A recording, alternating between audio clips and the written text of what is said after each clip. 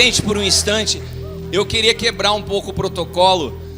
Nós temos um vídeo de apresentação, nós temos uma série de coisas, mas se o apóstolo ele me permitir, eu não queria perder essa atmosfera. Pensa numa coisa difícil para quem tem que trazer algo da parte de Deus, são a parte dos avisos, irmão. Na hora que os avisos entram, eu fico que nem um leão numa jaula ali na cadeira. Eu falo, Senhor, podia eliminar essa parte do culto. Queria saudar todos, sejam todos muito bem-vindos. Nós estamos vivendo dias proféticos. Quantos estavam aqui nessa manhã? Eu falei nessa manhã que o apóstolo Luiz Hermínio é como um lançador de granada. E me perdoa a expressão que eu vou usar, mas vocês vão entender. Mas o Luiz é uma propaganda enganosa, irmãos. Você olha para a cara dele, sorrindo, essa cara tão amigável, mas ele produz um caos no ambiente onde ele vai. Então tem gente que não tem noção do que é o processo de desconstrução e da graça que Deus derramou sobre ele para isso. Sabe que eu tenho muita convicção das realidades que acontecem no natural quando um apóstolo penetra um território. Hoje teve um acidente de proporções, eu acho que poucas vezes vistas na rodovia Presidente Dutra, aqui pertinho da igreja. Gente de São José tentando chegar, não conseguia. Gente que estava vindo do Rio para cá, também tudo parado. Um caminhão capotou e pegou fogo na estrada na hora que estava acontecendo o culto aqui de manhã. Para você pode ser mais um acaso, mas eu entendo que nós chacoalhamos o mundo espiritual quando algumas coisas são lançadas no Espírito. Nós não estamos fazendo uma convenção, uma conferência ou uma ministração para uma igreja. Nós estamos tratando dessa cidade, nós estamos tratando dessa região.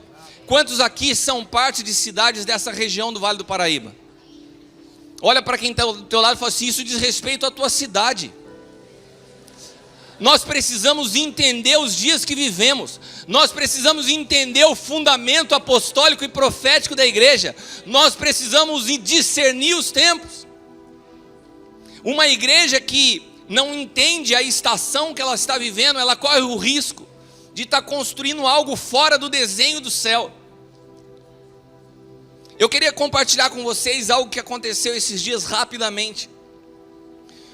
Eu tinha ido ao Mato Grosso com o apóstolo Djalma, que por sinal está aqui, é bom que eu falo dele na presença dele. E a gente teve um período muito especial lá pelo Remi. E quando nós estávamos voltando, irmãos, eu tinha que voltar, eu chegava em casa e partia no dia seguinte para Curitiba. E eu ia para Curitiba numa escola que eu fui convidado a ministrar cujo tema era Administradores de Sua Graça. E essa escola, havia entre os ministros alguns mestres bastante reconhecidos e que eu particularmente, que são pessoas que ministram muito ao meu espírito. E eu estava bastante preocupado em poder chegar e ter tempo para preparar algo, para estudar, para ouvir de Deus algo para aquela escola, que no meu ponto de vista seria importante. Mas só que eu vim do Mato Grosso com o Djalma e nós tínhamos que chegar aqui e partir. O problema é que você viajar com o Djalma, além de você não ter tempo para você chegar a estudar, o Djalma, ele te ajuda a desviar, irmãos. Porque eu estava vindo e eu pensei assim, a gente parou numa escala maior do que nós imaginávamos. E ele me perguntou, nossa cara, o que a gente vai fazer? Eu tenho um tempão aqui parado. Eu pensei assim, né, eu vou sugerir, vamos orar, vamos ler a Bíblia, vamos ter um tempo de discipulado, pessoal. Ele falou assim, vamos jogar boliche. Eu falei, cara, que absurdo, um apóstolo me convidar para jogar boliche no shopping. A gente saiu do aeroporto e fomos no shopping. E ele ficou profundamente amargurado porque ele tomou uma surra. Ainda perdeu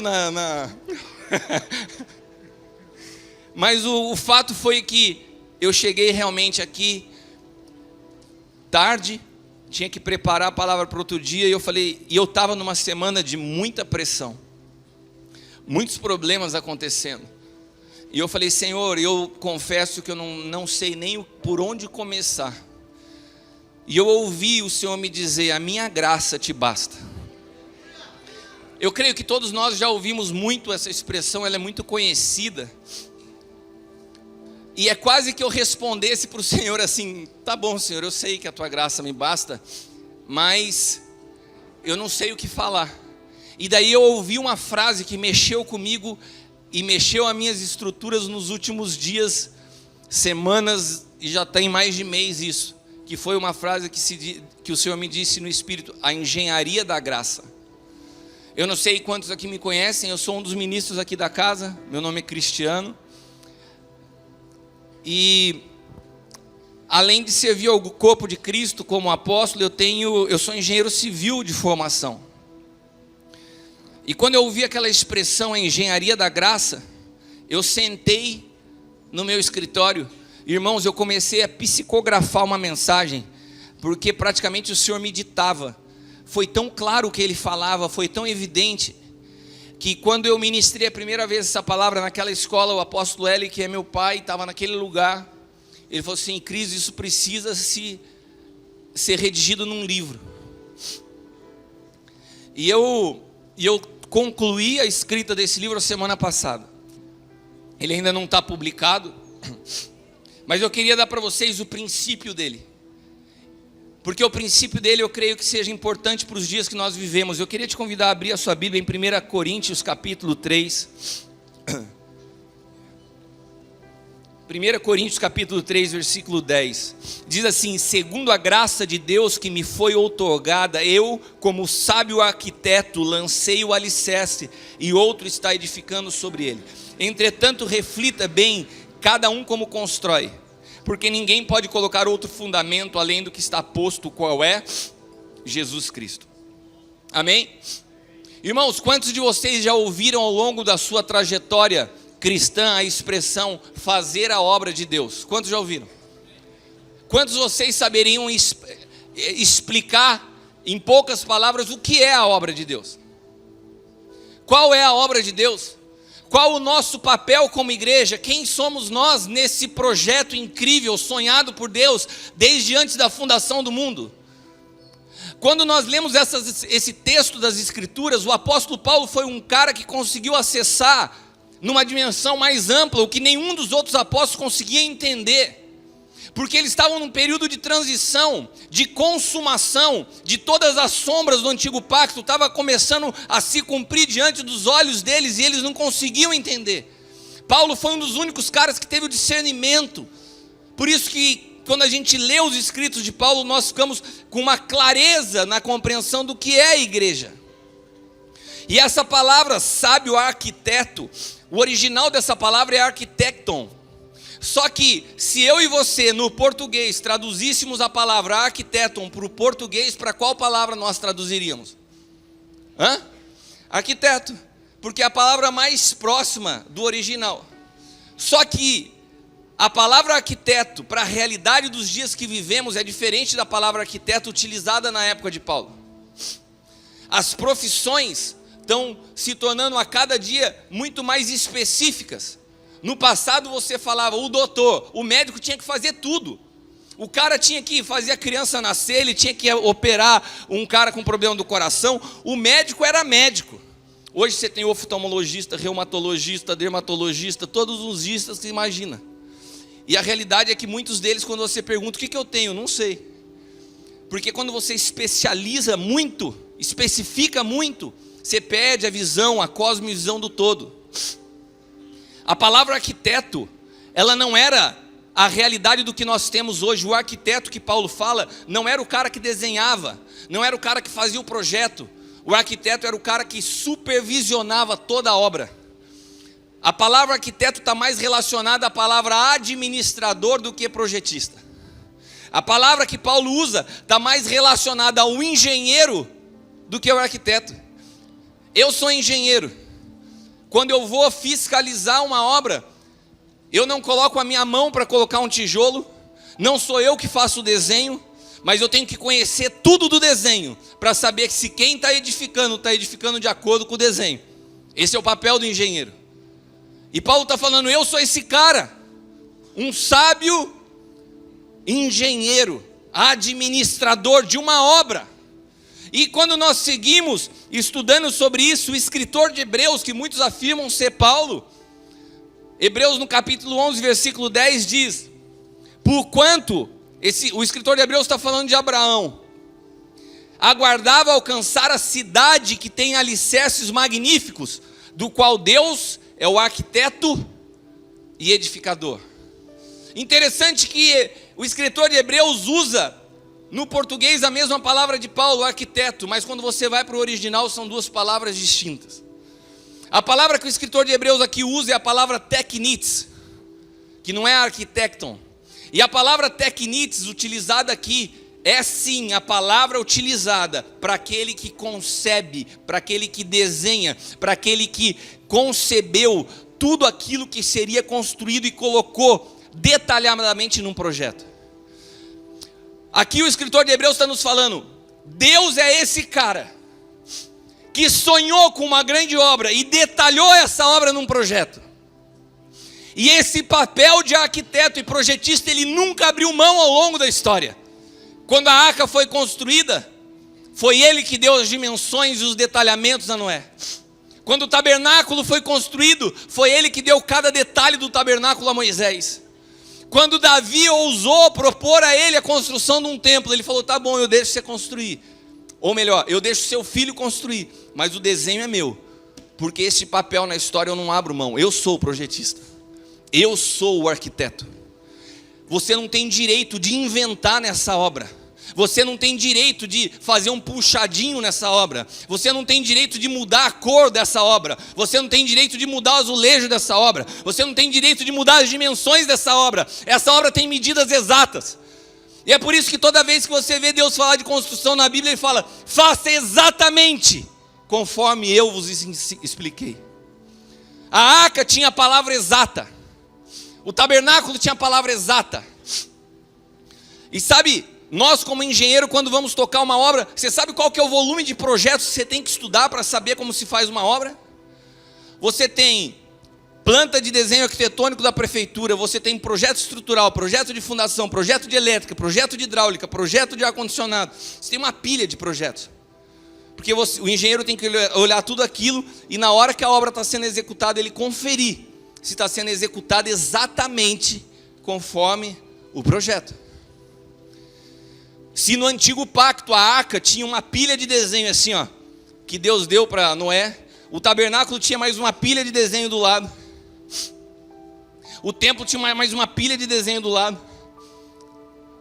e todos essas estruturas eram sombras de uma realidade futura que era a igreja. Repita comigo, a igreja foi o grande sonho de Deus. Porque Hebreus capítulo 2 diz, nós já chegamos. Leia Hebreus 2 e fala assim, nós já chegamos, aonde nós já chegamos? Ao Monte Sião, a Nova Jerusalém, a cidade dos santos aperfeiçoados, a igreja do Deus vivo. O escritor de Hebreus está falando, olha, a Jerusalém, o Monte Sião, tudo isso são figuras daquilo que foi o maior projeto de Deus que já iniciou. Essa construção começou em Cristo e se chama igreja. E é interessante que a palavra diz que ele é o arquiteto teknites e demiurgos. A palavra construtor aqui é demiurgos, seria a palavra que nós utilizamos hoje para empreiteiro. É o cara que põe a mão na massa e faz. Ou seja, Deus concebeu o projeto.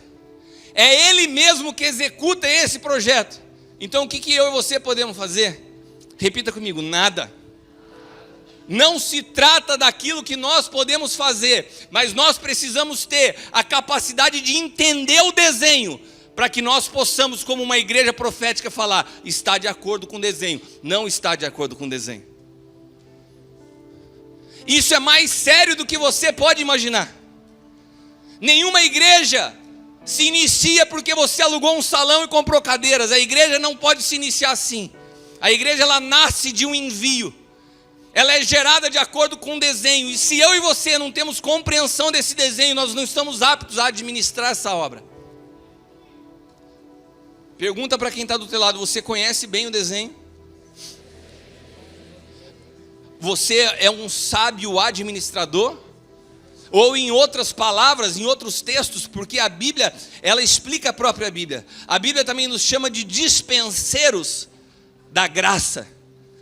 Oikonomia, ou seja, uma administração do oikos, uma administração que começa a partir da casa. Sabe por quê? Porque a primeira célula da igreja se chama casa. Se você não entende o que é ser um com a sua esposa, você nunca vai entender o que é ser um com o seu irmão aí do seu lado. Então administrar a graça é conhecer o projeto com precisão.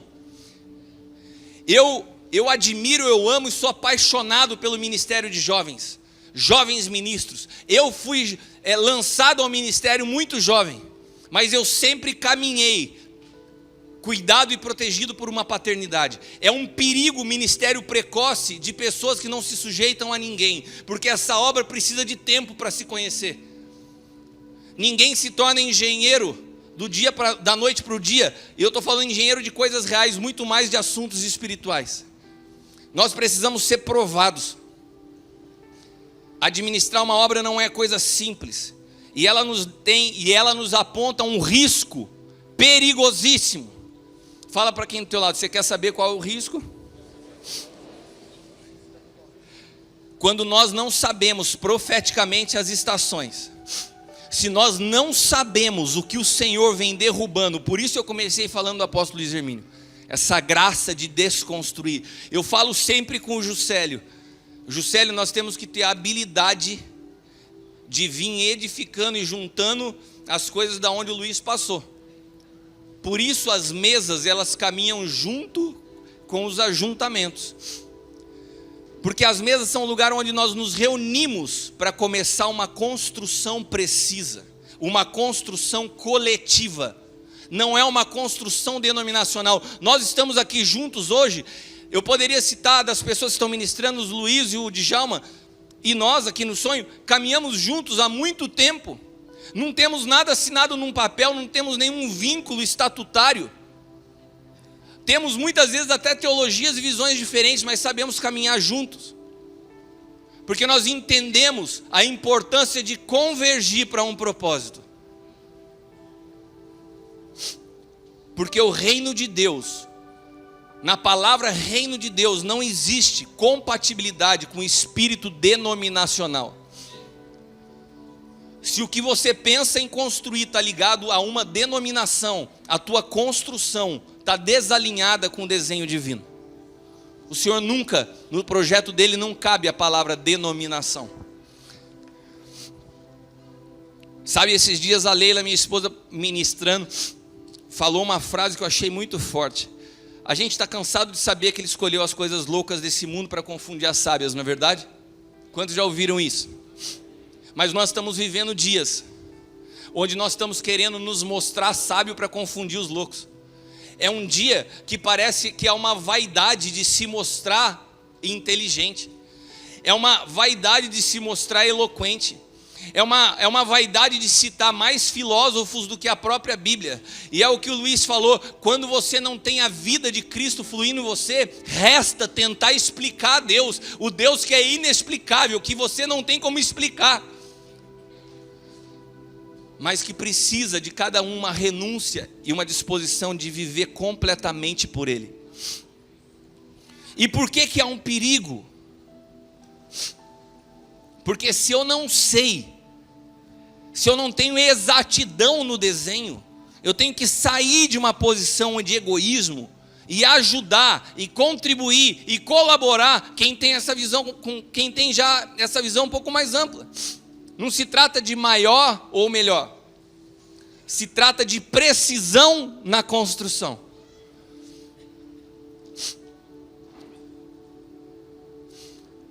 Jesus nunca chamou de transgressor. Jesus nunca chamou de transgressor uma prostituta, um ladrão. Jesus nunca teve problema, isso era a galerinha dele. Ele sentava com as prostitutas, ele inaugurou o paraíso com um bandido do lado dele. Mas ele chama uma classe de pessoas de transgressor.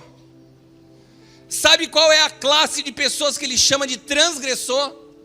Abra sua Bíblia em Gálatas, capítulo 2, versículo 18. Gálatas 2, 18.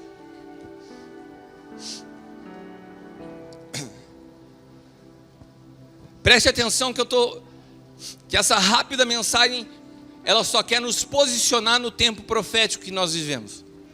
Eu creio que nos últimos anos essa nação ganhou de presente do Senhor homens como Luiz Hermínio, que passaram desconstruindo estruturas danosas que a religião levantou, que mataram pessoas e dividiram pessoas. O Luiz teve uma graça dada por Deus para vir desconstruindo isso. Mas agora nós estamos num período onde essa desconstrução está caminhando em paralelo com um processo de edificação. O Senhor está edificando nesse tempo uma igreja segundo o seu desenho. Se a gente colocasse as plantas lá da arca, as plantas do tabernáculo, as plantas do templo, do lado tinha um outro jogo de plantas do novo pacto. Esse jogo de plantas estava lá na carta de Paulo aos Efésios, capítulo 4, versículo 11. O desenho de Deus para a igreja, que é o cumprimento real da sombra do antigo pacto, se chama igreja. E a igreja tem um desenho, e a igreja tem um projeto. E igreja não é lugar para criatividade humana, igreja é lugar para obediência ao desenho do céu, porque a igreja não pertence a mim, nem você, pertence a Ele. Ele é o Senhor da igreja. Efésios 4:11 diz: Deus deu uns para apóstolos, outros para profetas, pastores, evangelistas e mestres. Para quê? Para a edificação do corpo de Cristo, para o aperfeiçoamento dos santos, até que todos alcancemos a estatura do varão perfeito. Para que esse edifício possa chegar ao fim, precisa de um cumprimento, de uma obediência a esse desenho.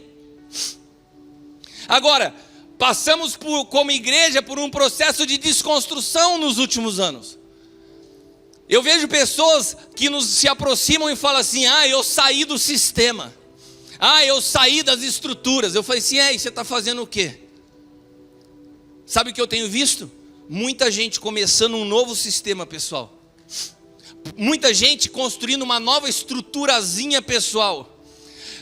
Tudo aquilo que um dia bateu no passado, agora está edificando um pessoal. Sabe por quê? Porque saiu de um lugar, mas perdeu a dimensão do que se deve construir. E se eu volto a construir aquilo que Deus derrubou, o Senhor nos chama transgressor. Olha o que Gálatas diz, capítulo 2, versículo 18. Se eu torno a edificar aquilo que eu destruí, eu me constituo a mim mesmo como transgressor. Meus irmãos, essa palavra rápida nessa noite só tem um sentido de alerta. Não tem problema nenhum você não compreender com clareza o desenho. O problema é você achar que conhece e edificar fora das medidas. Sabe, se você não entende o desenho, cola junto de alguém que está entendendo melhor e fala: vamos aí, me ensina, vamos construir. Agora não volte a construir fora do prumo, simplesmente por causa de uma vaidade pessoal, porque isso seria para Deus como uma transgressão. Nós estamos em dias de alinhamento. Nós estamos em dias de aprendizado, como diz o Luiz, de um avivamento responsável, de uma compreensão daquilo que o Senhor está fazendo. Como a tribo de Zacá, que sabia discernir os tempos, nós sabemos o que estava acontecendo antes de nós. Nós sabemos que somos uma ponte geracional e sabemos o que o Senhor vai fazer depois de nós. Nós não estamos perdidos no tempo.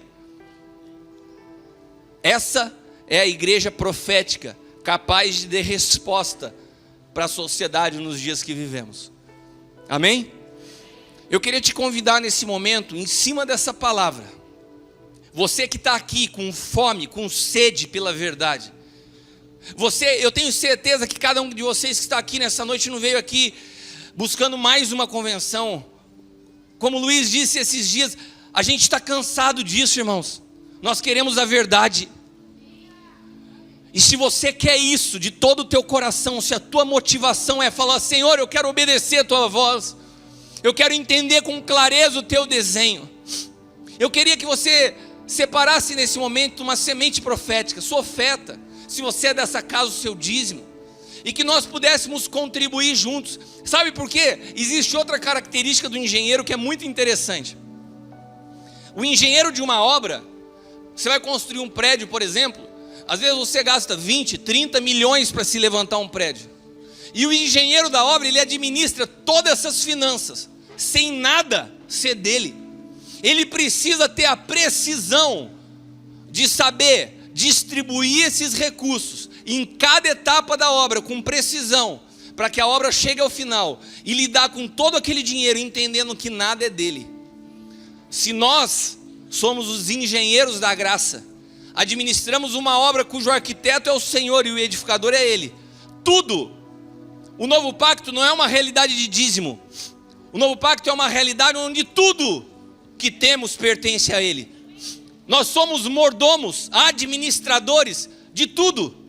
Então não pensa que quando você deu o teu dízimo, o teu papel acabou. Aquilo que fica na tua mão também deve ser ouvido a Deus na maneira de administrar, porque nada pertence a nós. O evangelho não é a tua melhora de vida, é a perda da tua vida. Olha para quem está ao teu lado e fala assim: você perdeu. Tem uma canção antiga que fala isso, e eu gosto muito dela. Fala assim: meu direito é de não ter direito algum. Nós não temos direito a nada. Somos administradores da graça do Senhor. Se coloque de pé. Na sua cadeira tem envelope, se você precisar. Não deixe de participar disso. Eu tenho certeza que nós estamos numa noite profética, em dias proféticos. Taubaté é uma cidade profética. Dessa cidade os bandeirantes partiram e penetraram muitas terras da nossa nação. Essa é uma cidade apostólica e pioneira. Tem muitas coisas que vão acontecer na nossa nação a partir daqui. Você está numa terra profética hoje. Você pode ser participante do que eu estou te dizendo nessa noite. Se você quer participar daquilo que Deus está fazendo. Sabe quando o rei estava dando uma festa no palácio, e ele falou assim: olha, manda chamar Vasti, eu quero mostrar a minha esposa para os meus convidados. Ela não foi, porque ela estava numa festinha particular. Vasti é símbolo de uma igreja que não consegue abrir mão dos seus ativismos para participar daquilo que o Senhor está fazendo. Será que não é tempo de parar com as nossas muitas atividades e falar: Senhor, na realidade, o que o Senhor está fazendo nesse tempo? Se o meu trabalho como igreja não é fazer, eu preciso primeiro entender que essa noite nós possamos abrir os nossos ouvidos e ouvir o que o Senhor está nos falando, para que sejamos alinhados com o céu, e assim nós não venhamos a nos tornar transgressores por edificar aquilo que Ele já derrubou. Feche teus olhos. Senhor, nós te damos graças nessa noite. Eu me sinto privilegiado de viver nos dias que nós vivemos, por estar diante, Pai amado, de homens e mulheres tão especiais. Quero te agradecer pelo privilégio de ser transportador da tua graça. É isso que o Senhor nos transformou. Nós não somos mais seguidores de Jesus, nós somos portadores de Cristo. Ele habita em nós, e Ele se manifesta através de nós. E é por isso que esse ambiente está cheio da tua glória, porque cada um dos meus irmãos que chegaram aqui trouxeram uma medida dessa graça que portam. E quando nós nos reunimos juntos como igreja, nós podemos produzir transformação, nós podemos impactar a sociedade, se soubermos abrir mão das nossas diferenças e nos sujeitar ao cabeça. É o que queremos fazer nessa noite, que as nossas ofertas sejam, Pai amado, um ato profético, que estamos contribuindo juntos para a mesma obra. Abrimos mão de toda a construção pessoal para nos alinhar à tua, em nome de Jesus. Amém.